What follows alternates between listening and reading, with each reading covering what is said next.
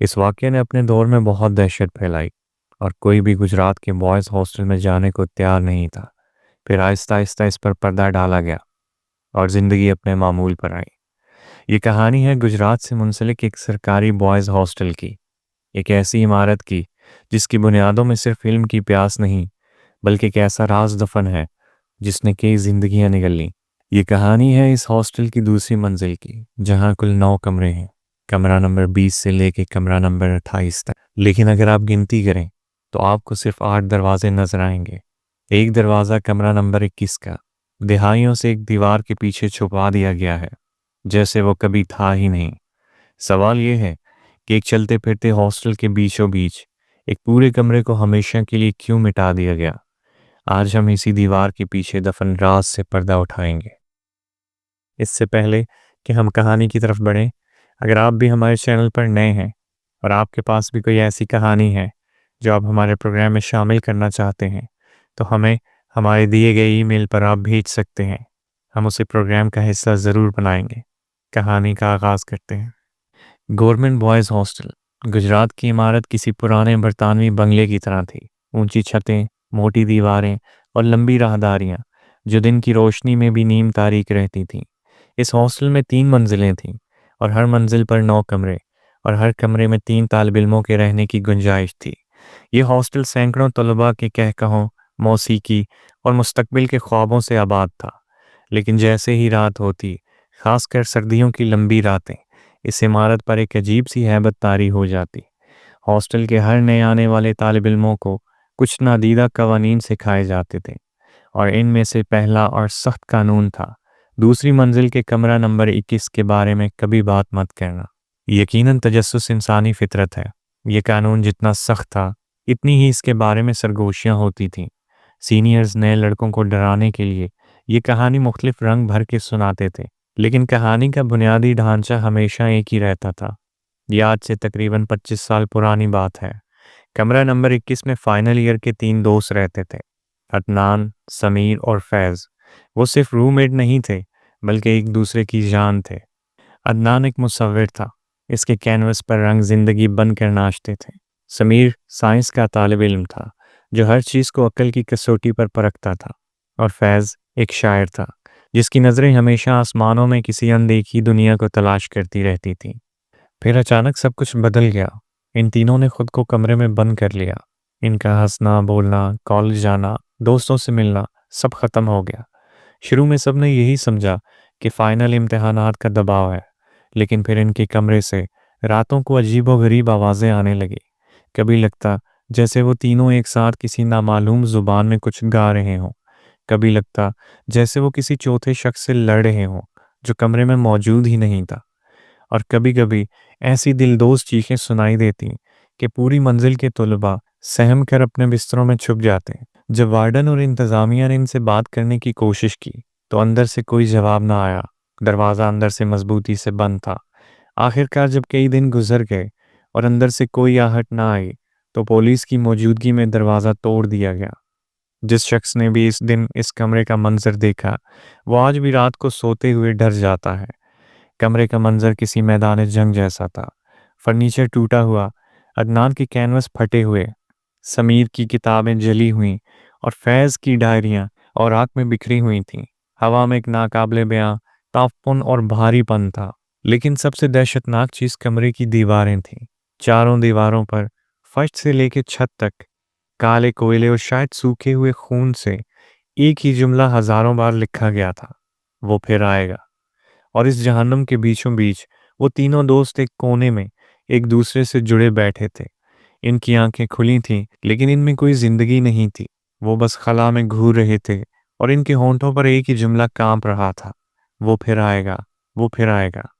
इनका जहनी तवाज़ुन मुकम्मल तौर पर ख़त्म हो चुका था। इन्हें फ़ौरन दिमागी अमराज के अस्पताल मुंतकिल कर दिया गया, जहाँ से वो फिर कभी वापस ना आ सके।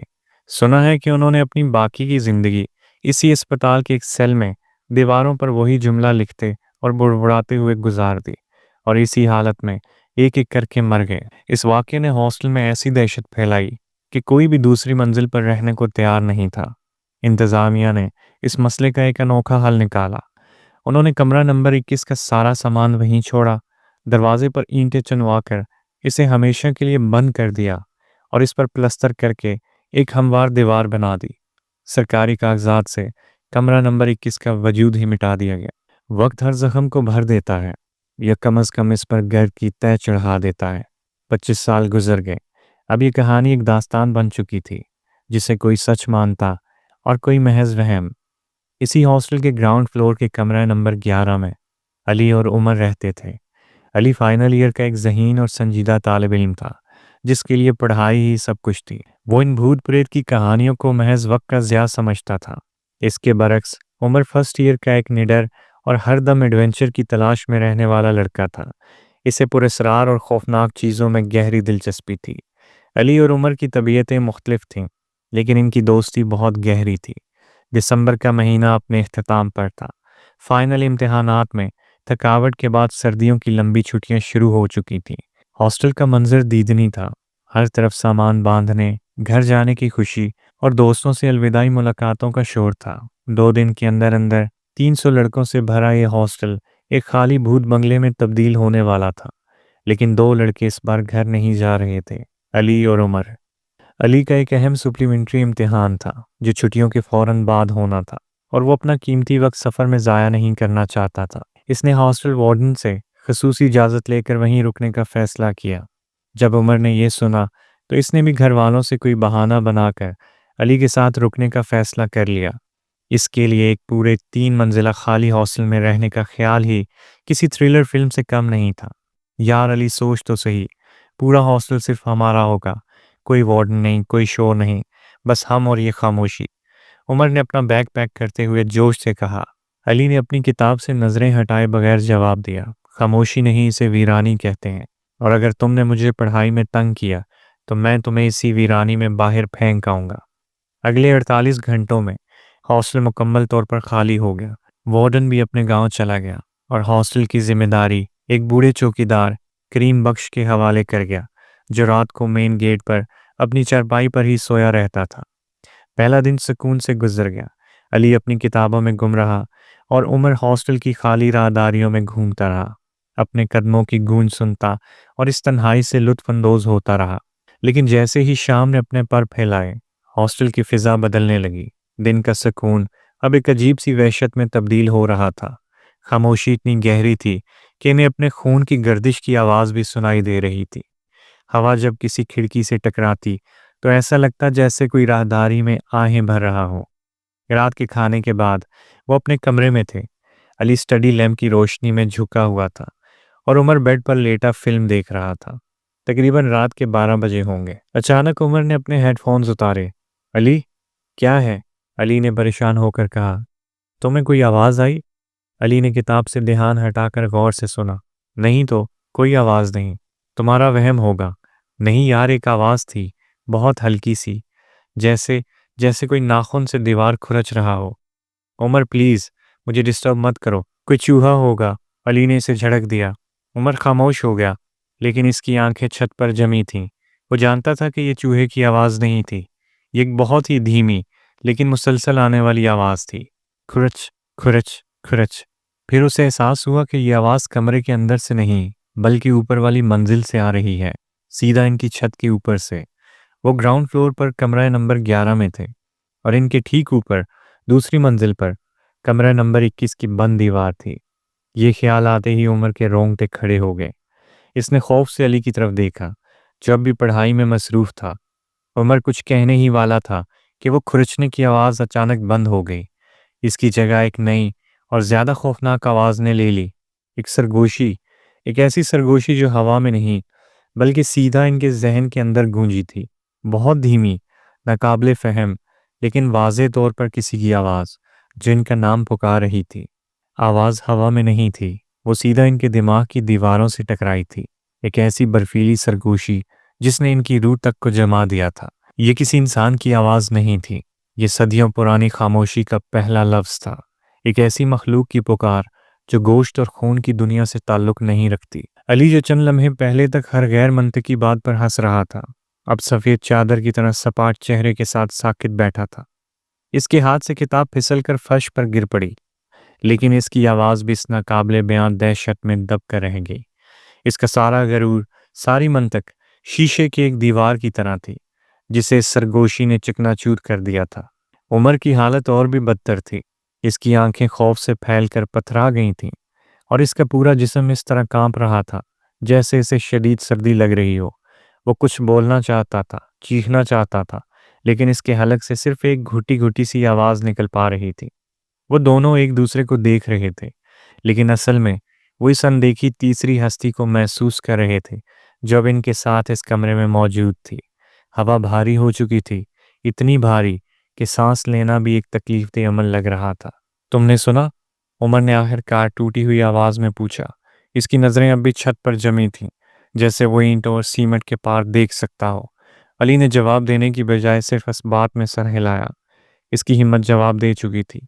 वहम और हकीकत के बीच की लकीर मिट चुकी थी और वो अब एक ऐसे भयानक सच के सामने खड़े थे जिससे फरार नामुमकिन था। वो खुरचने की आवाज एक जिस्मानी खतरा थी, लेकिन ये सरगोशी एक रूहानी हमला था।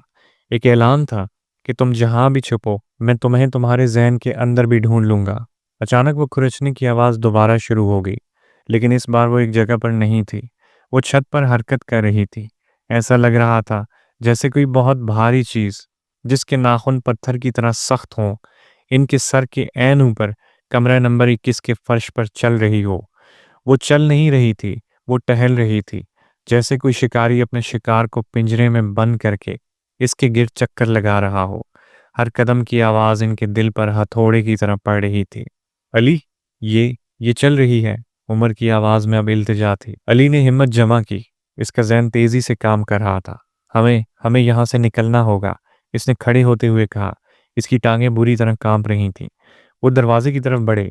इनका वाहिद मकसद इस कमरे से, इस इमारत से, इस शहर से दूर भाग जाना था। अली ने जैसे ही दरवाजे के हैंडल पर हाथ रखा, छत पर चलने वाली आवाज बंद हो गई। एक मुकम्मल कान फाड़ देने वाली खामोशी छा गई। ये खामोशी चलने की आवाज से ज्यादा खौफनाक थी। इसका मतलब था कि इस मखलूक ने इनका इरादा भांप लिया है। इसने अपनी पोजीशन ले ली है। वो इंतजार कर रही है। अब क्या? उमर ने अली के बाजू को मजबूती से पकड़ते हुए सरगोशी की। शायद शायद वो चली गई, अली ने उम्मीद और खौफ के मिले जुले लहजे में कहा। और फिर वो हुआ, ठक ठक ठक। इस बार आवाज छत से नहीं आ रही थी, ये इनके कमरे के दरवाजे पर दस्तक थी। कोई बाहर राहदारी में खड़ा था। दस्तक बहुत धीमी और बाकायदा थी, जैसे कोई बहुत सब्र से इनके दरवाज़ा खोलने का इंतज़ार कर रहा हो। करीम बख्श बूढ़ा चौकीदार कभी भी ग्राउंड फ्लोर से ऊपर नहीं आता था, खासकर आधी रात को। वो जानते थे कि बाहर जो भी है वो इंसान नहीं है। इनकी सांसें रुक गईं। वो दरवाजे से पीछे हट गए। इनकी पीठ कमरे की पिछली दीवार से जा लगी। दस्तक चंद सेकंड बाद रुक गई। वो अपनी सांसें रोके सुनते रहे, लेकिन राहदारी में मुकम्मल सन्नाटा था। कौन कौन हो सकता है? उमर ने रोते हुए पूछा। अली ने इसकी बात का जवाब नहीं दिया। इसकी आंखें दरवाजे के नीचे मौजूद बारीक सी दरार पर जमी थीं। राहदारी की मध्यम रोशनी इस दरवाजे से अंदर आ रही थी। अचानक इस रोशनी को किसी चीज ने रोक दिया। एक साया दरवाजे के बिल्कुल बाहर आकर रुका था। वो किसी इंसान का साया नहीं था। वो बहुत लंबा था और इसकी साख्त अजीबो-गरीब थी। वो साकित खड़ा रहा, जैसे अंदर झांकने की कोशिश कर रहा हो, जैसे वो इन्हें दीवारों के पार भी सूंघ सकता हो। कई मिनट गुजर गए, जो इन्हें सदियों की तरह महसूस हुए। साया वहीं खड़ा रहा। फिर बहुत आहिस्तगी से वो साया आगे बढ़ गया। वो दरवाजे से हटा नहीं, वो नीचे की तरफ झुका, जैसे वो दरवाजे के नीचे से जमीन पर लेट रहा हो। और फिर कमरे में एक नई बू फैलना शुरू हो गई, जलने की बू। ये बू मिट्टी और गले सड़े पत्तों के जैसे थी, जैसे किसी ने ताज़ा कब्र खोल दी हो, और इतनी शदीद थी कि दम घुटने लगा। अली ने वहशत के आलम में अपने मुंह पर हाथ रख लिया। इसने उमर को इशारा किया कि वो भी ऐसा ही करे। इन्हें एहसास हो गया कि वो मखलूक अब सिर्फ आवाज़ या साय तक महदूद नहीं रही। वो अब अपनी जिस्मानी मौजूदगी का एहसास दिला रही थी। फिर दीवार के अंदर से एक आवाज़ आई। ये खुरचने की आवाज़ नहीं थी। ये ऐसी आवाज़ थी कि जैसे कोई गीली नरम चीज़ दीवार के प्लस्तर के अंदर रेंग रही हो। वो आवाज़ आहिस्ता आहिस्ता इनकी तरफ बढ़ रही थी, फर्श से शुरू होकर ऊपर की जानिब, बिल्कुल इनके बराबर में आकर रुक गई। अली और उमर जिस दीवार से टेक लगाए खड़े थे, अब वो दीवार ठंडी पड़ना शुरू हो गई थी। ये एक गैर फितरी बर्फानी ठंडक थी जो इनके कपड़ों के अंदर से होती हुई इनके जिस्म में उतर रही थी। علی نے خوف کے مارے دیوار کی طرف دیکھا۔ اس کی آنکھوں کے سامنے دیوار پر نمی کا ایک دھبا ابھرنا شروع ہوا۔ وہ دھبا پھیلتا گیا اور اس کا رنگ گہرا ہوتا گیا، جیسے اندر سے کوئی سیاہ گاڑھا مادہ رس رہا ہو۔ اور پھر اس گیلے دھبے کے بیچ میں دیوار کے پلستر پر ابھار پیدا ہونے لگے، 5 لمبی پتلی لکیریں جو آہستہ آہستہ باہر کی طرف نکل رہی تھیں۔ یہ ایک ہاتھ تھا، ایک ہاتھ جو دیوار کے اندر سے باہر آنے کی کوشش کر رہا تھا۔ یہ منظر ناقابل برداشت تھا۔ عمر کی چیخ نکل گئی، ایک ایسی چیخ جس میں لفظ نہیں تھے، صرف خالص دہشت تھی۔ اس کی چیخ کے ساتھ ہی جیسے اس مخلوق کا صبر بھی جواب دے گیا۔ دروازے پر دستک اب ایک وحشیانہ ٹھوکروں میں تبدیل ہو گئی۔ باہر کوئی پوری طاقت سے دروازہ پیٹ رہا تھا۔ لکڑی ٹوٹنے کی آوازیں آ رہی تھیں۔ دیوار کے اندر سے وہ ہاتھ اب آدھا باہر نکل آیا تھا۔ اس کی کالی لمبی انگلیاں ہوا میں کسی اندھے کی طرح کچھ ٹٹول رہی تھیں۔ بھاگو، علی چیخا۔ وہ دوسرے کونے کی کھڑکی کی طرف بھاگے۔ یہ ان کی آخری امید تھی۔ گراؤنڈ فلور کی کھڑکی زیادہ اونچی نہیں تھی۔ علی نے کھڑکی کا شیشہ توڑنے کے لیے کرسی اٹھائی۔ کڑاک! ایک زوردار جھٹکے کے ساتھ ہاسٹل کی تمام روشنیاں بجھ گئیں۔ ایک مکمل ناقابل تسخیر اندھیرا ان پر چھا گیا۔ دروازہ پیٹنے کی آواز بند ہو گئی۔ دیوار سے آنے والی آواز بند ہو گئی۔ سب کچھ ایک دم خاموش ہو گیا۔ وہ دونوں ٹوٹے ہوئے شیشے والی کھڑکی کے پاس اندھیرے میں ہانپ رہے تھے۔ انہیں لگا شاید وہ بچ گئے، شاید بجلی جانے سے وہ چیز چلی گئی، لیکن وہ غلط تھے۔ وہ خاموشی شکست نہیں، فتح کی خاموشی تھی۔ پھر انہیں ایک آواز سنائی دی۔ یہ دروازے سے نہیں آئی تھی، یہ دیوار سے نہیں تھی، یہ چھت سے بھی نہیں آئی تھی۔ یہ آواز کمرے کے عین بیچ سے آئی تھی، ان سے صرف چند فٹ کے فاصلے پر۔ یہ کسی بچے کے ہنسنے کی آواز تھی، ایک معصوم کھلکھلاتی ہوئی ہنسی، جو اس گھپ اندھیرے میں، اس سران بھری ہوا میں اور اس موت کی خاموشی میں کائنات کی سب سے مکروہ اور بھیانک آواز تھی۔ وہ اب پھنس چکے تھے۔ وہ باہر نہیں تھا، وہ اندر تھا ان کے ساتھ۔ وہ ہنسی کسی بچے کی نہیں تھی، وہ کسی ایسی مخلوق کی تھی جس کی عمر صدیوں پر محیط تھی، جس کی رگوں میں دھواں اور آگ دوڑتی تھی۔ یہ اس شکاری کی ہنسی تھی جو جانتا تھا کہ اس کے شکار اب نہ بھاگ سکتا ہے، نہ چھپ سکتا ہے۔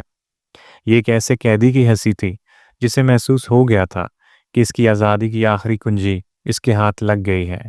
علی اور عمر کے لیے کائنات اسے ایک کمرے کے گپ اندھیرے میں سکڑ کر رہ گئی تھی۔ وہ سانس نہیں لے پا رہے تھے۔ ایسا لگ رہا تھا جیسے ہوا میں موجود ساری آکسیجن اس اندیکھے وجود نے اپنے اندر کھینچ لی ہو، اور اس کی جگہ ایک ناقابل بیاں حدت اور سلگتے ہوئے کوئلوں کی بو دہک رہی تھی۔ ہنسی اچانک بند ہو گئی۔ اس کی جگہ ایک گہری گونجتی ہوئی آواز نے لے لی، جو دیواروں سے نہیں بلکہ سیدھا ان کے ذہنوں کے اندر سے آئی۔ تمہیں کیا لگا تھا یہ ایک کہانی ہے؟ آواز میں صدیوں کا غصہ اور تنہائی تھی۔ علی نے اندھیرے میں عمر کو تلاش کرنے کی کوشش کی۔ اس نے ہاتھ بڑھایا لیکن اسے صرف ٹھنڈی خالی ہوا محسوس ہوئی۔ عمر اس کے پاس نہیں تھا۔ عمر! علی نے سرگوشی میں پکارا۔ اس کی آواز خوف سے ٹوٹ رہی تھی۔ اسے کوئی جواب نہیں ملا، لیکن اسے اپنے پیچھے کمرے کے دوسرے کونے سے ایک عجیب سی دھیمی آواز سنائی دی، جیسے کوئی جانور کچی ہڈی چبا رہا ہو۔ پھر علی کے ذہن پر ایک ناقابل برداشت بوجھ پڑا اور وہ گر کر بے ہوش ہو گیا۔ علی نے خواب میں دیکھا کہ یہ ہاسٹل کی زمین ہمیشہ سے ایسی نہیں تھی۔ صدیوں پہلے یہاں ایک ویران علاقہ تھا جو ایک انتہائی طاقتور اور شریر جن افرید کا مسکن تھا۔ یہ کوئی عام جن نہیں تھا، یہ ان جنات میں سے تھا جو زمین پر فساد برپا کرتے تھے، انسانوں کو گمراہ کرتے تھے اور اپنی طاقت کے نشے میں چور تھے۔ پھر ایک اللہ والے، ایک کامل بزرگ نے اس افرید کو چیلنج کیا، اور پھر عملیات کی ایک ایسی لڑائی ہوئی جو 40 دن اور 40 راتیں جاری رہی۔ آخر کار اس بزرگ نے اپنی روحانی طاقت سے اس افرید کو شکست دے دی، لیکن وہ اسے ختم نہیں کر سکے۔ وہ اتنا قدیم اور طاقتور تھا کہ اسے مارنا ناممکن تھا، لہٰذا بزرگ نے ایک ہی حل نکالا، اسے قید کرنا۔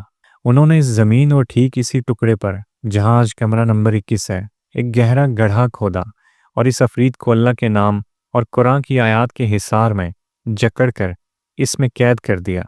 انہوں نے اس قید کو مضبوط کرنے کے لیے ایک خاص عمل کیا، ایک ایسا طلسم تیار کیا جس کی بنیاد 3 چیزوں پر تھی: خوف، تجسس اور قربانی۔ ان کا منصوبہ یہ تھا کہ افرید ہمیشہ قید رہے گا، لیکن وہ جانتے تھے کہ انسانی فطرت کمزور ہے۔ انہوں نے پیشن گوئی کی کہ اگر کبھی 3 انسان جن کے دلوں میں شدید خواہشات کا زہر ہو اس جگہ پر اکٹھے ہو کر کوئی شیطانی عمل کرنے کی کوشش کریں گے تو ان کے عمل کی نجاست اس پاک حصار کی بنیادوں کو کمزور کر دے گی۔ اور 25 سال پہلے بالکل یہی ہوا۔ عدنان، سمیر اور فیض، وہ تینوں دوست ایک خطرناک کھیل کھیل رہے تھے۔ وہ طاقت کے حصول کے لیے کالے جادو کے ذریعے ایک موکل غلام جن کو بلانے کی کوشش کر رہے تھے۔ وہ نہیں جانتے تھے کہ جس زمین پر وہ بیٹھے ہیں اس کے نیچے کائنات کا ایک قدیم ترین جن قید ہے۔ ان کے ناپاک عمل نے اس قید خانے کی دیواروں میں پہلی دراڑ ڈالی۔ وہ عفریت پوری طرح آزاد نہیں ہوا، لیکن اس کی طاقت کا ایک چھوٹا سا حصہ اس دراڑ سے باہر نکل آیا۔ اس نے ان تینوں کو قابو نہیں کیا، اس نے ان کے ذہنوں کو جلا کر راکھ کر دیا۔ اس نے انہیں اپنی آنکھوں سے وہ جہنم دکھایا جس میں وہ صدیوں سے قید تھا، اور اس منظر کی دہشت نے ان کی انسانیت چھین لی۔ وہ پاگل ہو گئے۔ جملہ "وہ پھر آئے گا" ان کا نہیں تھا، یہ اس عفریت کا تھا۔ اس نے یہ الفاظ ان کے ٹوٹے ہوئے ذہنوں میں ڈال دیے تھے۔ یہ ایک پیغام تھا، ایک بیج تھا جو آنے والی نسلوں کے لیے بویا گیا تھا۔ وہ جانتا تھا کہ اس کی قید کی آخری شرط قربانی ہے۔ حصار کو مکمل طور پر توڑنے کے لیے اسے 2 ایسے ذہنوں کی ضرورت تھی جو خوف اور تجسس کے ساتھ خود اس کمرے تک پہنچیں، اور پھر ان میں سے ایک شخص دوسرے کی قربانی دے۔ یہ بھیانک سچائی دیکھ کر علی کی روح کام گئی۔ اسے ہوش آیا اور وہ واپس اپنے کمرے کے اندھیرے میں لوٹ آیا۔ وہ چبھانے کی آواز اب بھی آ رہی تھی۔ "عمر کہاں ہے؟" علی چیخا۔ "تمہارا دوست ایک سودا کر رہا ہے"، ذہن میں گونجنے والی آواز نے جواب دیا۔ اچانک کمرے میں ایک مدھم سرخ روشنی پھیلنا شروع ہو گئی۔ یہ روشنی کسی بلب کی نہیں تھی، یہ کمرے کے کونے میں کھڑے عمر کے جسم کے اندر سے پھوٹ رہی تھی۔ عمر کا چہرہ اوپر اٹھا ہوا تھا، اس کی آنکھیں مکمل طور پر سیاہ تھیں اور ان میں 2 چھوٹے چھوٹے سرخ انگارے دہک رہے تھے۔ اس کا جبڑا ایک غیر فطری حد تک کھلا ہوا تھا، اور اس کے منہ کے اندر سے ایک لمبی سیاہ زبان نکل کر اس کے اپنے ہی بازو کو چاٹ رہی تھی۔ "نہیں!" علی نے وحشت سے کہا۔ پھر عمر نہیں بلکہ اس کے اندر موجود عفریت بولا۔ اس کی آواز عمر کی تھی، لیکن لہجہ صدیوں پرانا اور ظالم تھا۔ "اس نے اپنی جان کے بدلے تمہاری جان مانگی ہے۔ اس نے تمہیں قربان کرنے کا فیصلہ کیا ہے تاکہ میں اسے یہاں سے جانے دوں۔ علی کو احساس ہوا کہ یہ آخری چال تھی۔ عفریت کو ایک جسمانی قربانی چاہیے تھی جو ایک انسان دوسرے انسان کو پیش کرے۔ عمر کے خوف نے اسے توڑ دیا تھا اور اس نے اپنی بقا کے لیے اپنے دوست کو بیچ دیا تھا۔ یہ جھوٹ ہے، علی چیخا۔ عمر ایسا کبھی نہیں کر سکتا۔ کر سکتا ہے، عفریت نے عمر کے مسکراتے ہوئے ہونٹوں سے کہا۔ خوف ہر رشتے کو توڑ دیتا ہے۔ عمر کے جسم پر قابض وہ مخلوق آہستہ آہستہ علی کی طرف بڑھنے لگی۔ اس کے قدم زمین پر نہیں تھے، وہ ہوا میں چند انچ اوپر تیر رہا تھا۔ اس کے جسم سے شدید گرمی کی لہریں نکل رہی تھیں، جیسے وہ چلتی پھرتی بھٹی ہو۔ علی پیچھے ہٹتا گیا جب تک کہ اس کی پیٹھ دیوار سے نہ جا لگی۔ اس کے پاس بھاگنے کی کوئی جگہ نہیں تھی۔ اسے اپنی موت صاف نظر آ رہی تھی، لیکن پھر اسے ذہن میں اس بزرگ کا خیال آیا جس نے اس عفریت کو قید کیا تھا۔ اس نے اپنی ساری ہمت اور ایمان کو جمع کیا۔ اگر ایک انسان اسے قید کر سکتا ہے تو دوسرا اس کا مقابلہ کیوں نہیں کر سکتا؟ اس نے آنکھیں بند کیں اور بلند آواز میں آیت الکرسی پڑھنا شروع کر دی۔ جیسے ہی اس کے منہ سے اللہ کا نام نکلا، وہ عفریت ایک دلدوز چیخ مار کر پیچھے ہٹا۔ کمرے میں جلنے کی بو پھیل گئی۔ عمر کے جسم سے دھواں نکلنے لگا۔ تم یہ نہیں کر سکتے، عفریت چیخا۔ اس کی آواز میں اب غصہ اور تکلیف تھی۔ "یہ میرا گھر ہے"۔ علی نے آنکھیں کھولی۔ اس نے دیکھا کہ عمر کا جسم تڑپ رہا ہے۔ ایک لمحے کے لیے عمر کی اپنی آنکھیں واپس آئیں، ان میں آنسو اور التجا تھی۔ "علی، مجھے بچا لو"، لیکن پھر وہ سیاہ ہو گئیں۔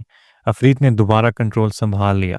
"بہت دیر ہو چکی ہے، قربانی ہو کر رہے گی، اگر وہ نہیں تو تم"۔ یہ کہہ کر اس نے علی کی طرف چھلانگ لگائی، لیکن علی تیار تھا۔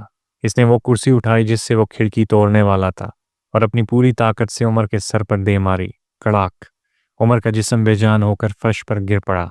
ایک لمحے کے لیے مکمل خاموشی چھا گئی۔ علی ہانپ رہا تھا، کیا اس نے اپنے دوست کو مار دیا؟ لیکن پھر فرش پر پڑی عمر کی لاش کانپنے لگی۔ اس کے منہ اور آنکھوں سے گاڑھا سیاہ دھواں نکلنا شروع ہوا۔ وہ دھواں اکٹھا ہو کر ایک جن کی شکل اختیار کرنے لگا، ایک ایسا جن جس کی شکل آگ کے شعلے جیسی تھی، جس میں 2 دہکتی ہوئی آنکھیں تھیں۔ عفریت اپنے میزبان کے مرنے پر آزاد ہو گیا تھا۔ قربانی پوری ہو چکی تھی۔ "تم نے اسے مار کر مجھے آزاد کر دیا، بے وقوف انسان"، وہ جن ہنسا۔ "تم نے اپنے دوست کی قربانی دے دی"۔ علی کو اپنی غلطی کا احساس ہوا۔ وہ پیچھے ہٹا، لیکن اب کوئی راستہ نہیں تھا۔